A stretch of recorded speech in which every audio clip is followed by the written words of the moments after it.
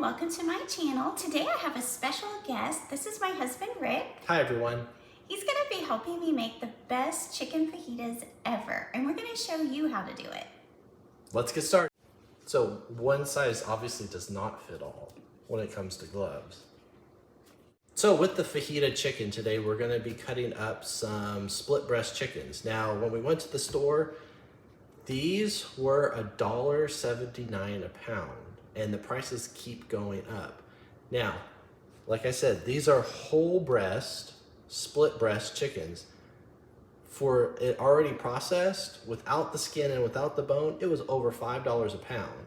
So just by doing a few simple cuts here, we're saving ourselves $2 to $3 a pound on chicken. So you might want to consider that. So what you have to do here is on the split breast is, first of all, you got to take off the skin.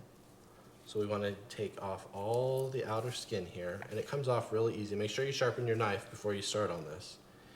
And then you've got the rib part that's still here, and that's what we're going to be taking out.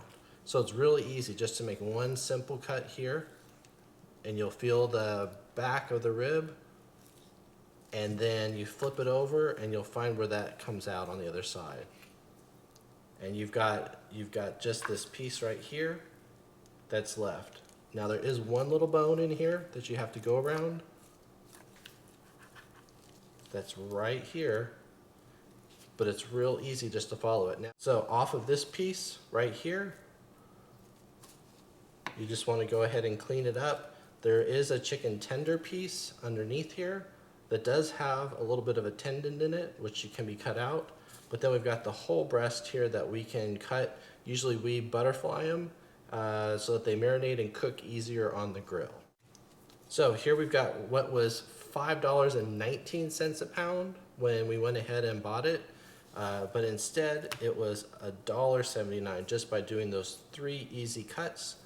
Now for this, I usually take the fat end of the breast, simply just put the knife in and follow it perpendicular to your cutting board until you get towards the end.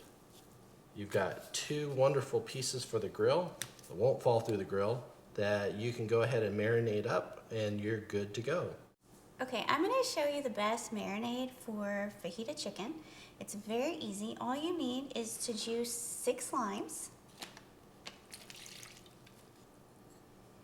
I have 1/4 cup of olive oil.